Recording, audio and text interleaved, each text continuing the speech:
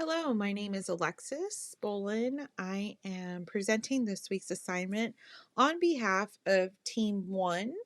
Team 1 decided to focus their lesson on the introduction topic of our course map, which is the Introduction to Keller ARCS model. We conducted a brief learner analysis and we determined that our intended audience are adult learners who are enrolled in a master's program in the United States. We recognize that they come from diverse backgrounds, and we also recognize that they are proficient in the English language, which informs us that we need to develop a lesson in English. We are using Gange's 9 events of instruction through the planning and development of our lesson. And in the next two slides, we will show you how we incorporated all 9 events into the lesson. We're going to start off our lesson with an engaging, thought-provoking question. This question is going to have our students start to think about motivational factors in the learning environment. And we want to see whether or not they have some knowledge about motivation and how motivation is really important for an adult learner. We then will follow that with a statement about their learning objectives for the lesson.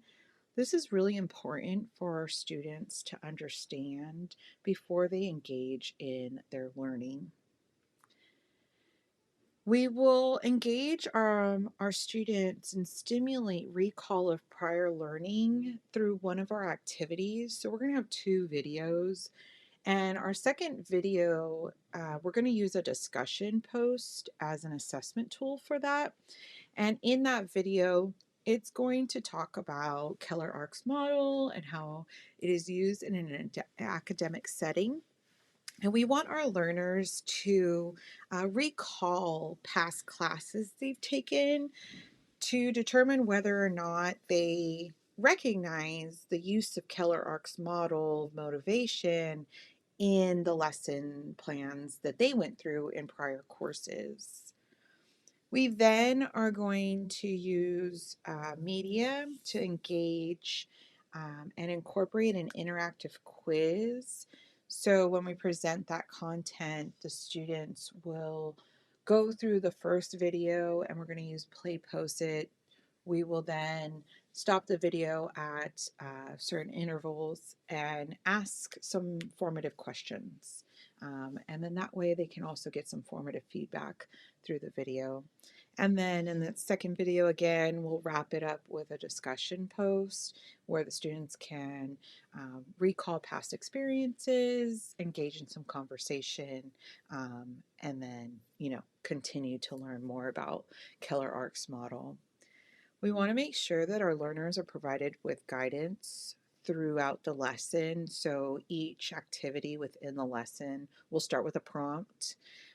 It'll then inform the student of what they need to do in that lesson or activity, and then conclude that activity with guidance how to move forward to the next activity. For the eliciting of performance, we're including 2 assessments to measure our learners' understanding of the material.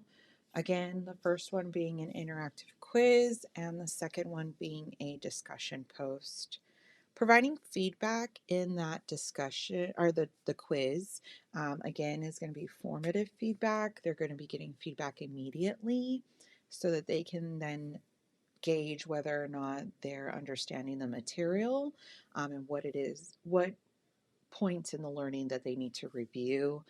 And for the discussion post, they're going to get peer feedback, and they'll also be receiving instructor feedback at the end. That'll be more of a summative feedback for the learner.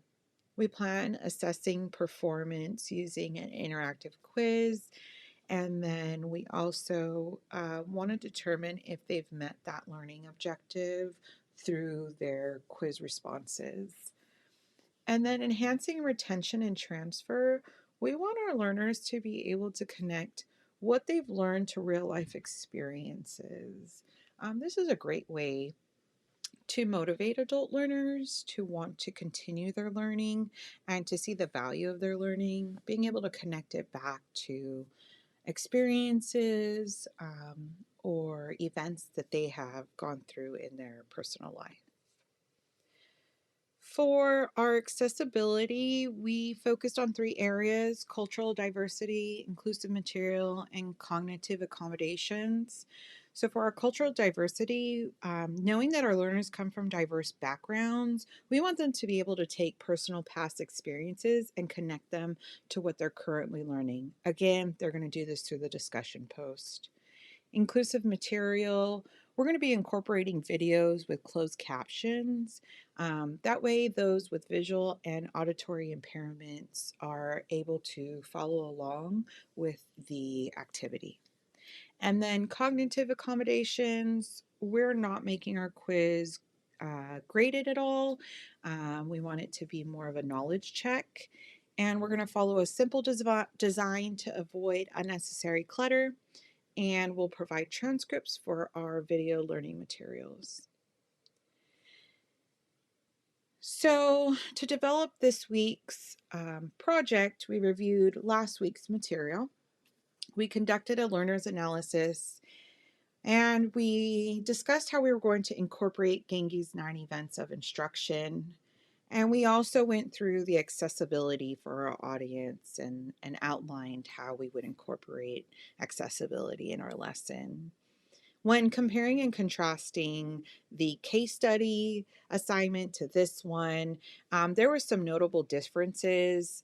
For example, in the case study, a topic and description were already provided to us. In this case, for this lesson or this assignment, we had to create the topic and provide descriptive material. In the case study, we were asked to review and answer predetermined questions. And in this assignment, we have more freedom. We're creating the content and we're able to be creative. The course map we found to be an extremely useful tool. We enjoyed the ease of the course map.